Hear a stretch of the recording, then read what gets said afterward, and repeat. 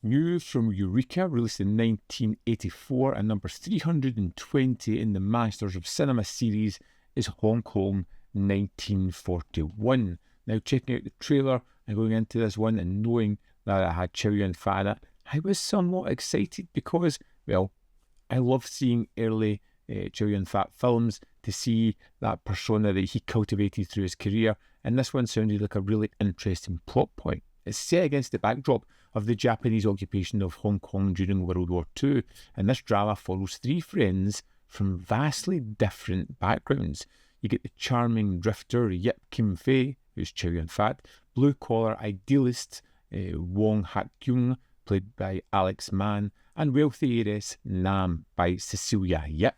And as the city crumbles under invasion and fear, so does their friendship, caught in a tangle of survival, betrayal, and fading hope.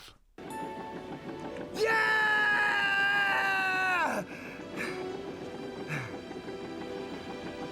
All right, come on. Say cheese. Take another one. This is wonderful. Thanks, everybody. Goodbye.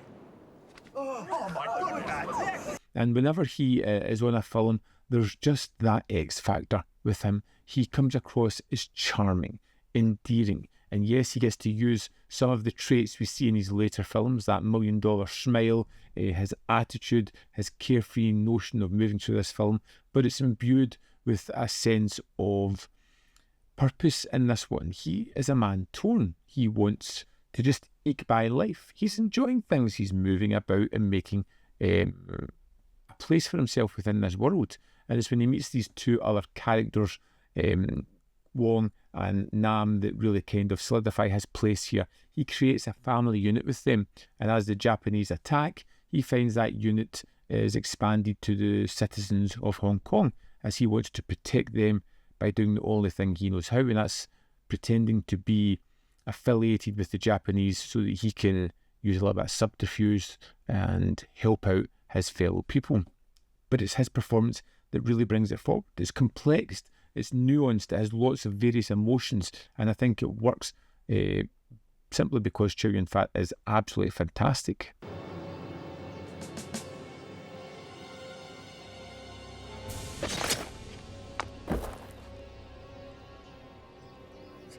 I do like the emotional core of the film. It's a friendship triangle. It doesn't really become a love triangle at any point, and that would have almost pushed it into melodrama.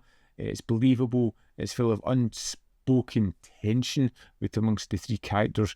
The restraint of the romance actually makes it hit a little bit harder, feels a little bit more realistic, and when tragedies happen to each of our individuals, I think it's more impactful because of that. It's one of those few Hong Kong films at the time that dared to explore the trauma of World War II with this kind of grounded human scale intimacy. We have these three people at the heart of it. It gives us a focal point into this. It gets to see the ramifications of the actions of everybody else and how it affects these three people.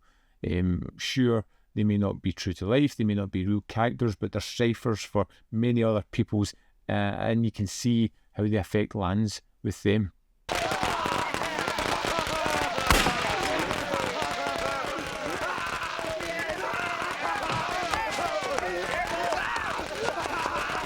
It also kind of touches a little bit on class, colonial identity, which I had a little bit of fun with this one, and personal ethics without really being preachy.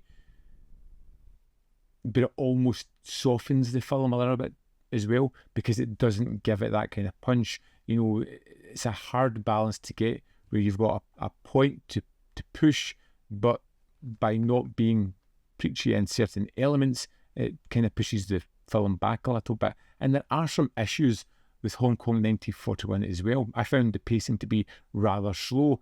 It's subdued. It has a few major dramatic peaks, but other than that, it's all kind of low valleys.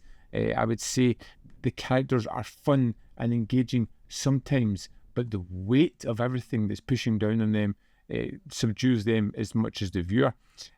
And the cinematography on this one, it looks fine, but it kind of lacks that flair or atmosphere of other war dramas at the time. It just feels visually flat across the way, and the direction as well is 100% competent, safe. It flirts with the emotional intensity of what's going on, but it never dives all the way in. Some big moments feel underplayed or a little bit too muted. Though the historical setting is rich, it remains mostly a background to the three characters. There's a sense it could have gone deeper into the impact of the war, but this is the trio's story and it kind of stops there. I somewhat liked Hong Kong 1941. I never really got to the stages of loving it. It's a quietly ambitious wartime drama with a big heart, but it's got a modest reach overall.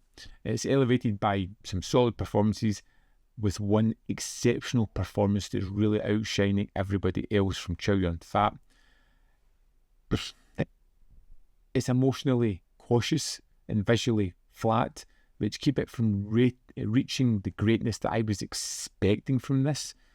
But it's well worth watching, especially for fans of dramatic slow burns, early Chow Yun-fat, or lesser seen Hong Kong cinematic history. Just don't expect fireworks to go along with it. That being said, let's dive into the disc and have a look at some of the extras. Here we are in the disc for Hong Kong 1941. We have the film with original Cantonese mono, English dubbed audio, and audio commentary by Frank Jeng. And the extras, we have Tony Raines on Hong Kong 1941, which runs at 30 minutes 28 seconds. This is great because it's mostly about the director, his background, what led him from Britain to Hong Kong to becoming a prolific filmmaker. Next we have Crossing Cultures, interview with director Po-Chih Leong, which runs at 21 minutes 46 seconds. And again, it kind of delves into his background a little bit, when he started making films, what drove him, what inspired him. Po-Chih Leong on Hong Kong 1941 and Cultural Identity Masterclass, which is 21 minutes 37 seconds. It's almost like a panel event in front of a crowd. It's very informative, it's really interesting, and probably my favourite of the extras. There is also archival interviews and trailers. And that's the extras for Hong Kong 1941. Here we have it, Hong Kong 1941. Fine, overall fine. I wouldn't rave about it. I think it was interesting and I'm glad to have seen it. I don't know if I would go back to it and revisit it anytime soon. That's my opinion. I would love to hear yours. Did you think it was fantastic? Did you hate it? Did you find it middle of the road? If it's different opinion than mine, fantastic. Let me know that as well, and let's other people see different opinions in the comments below. As always, there is more content up here.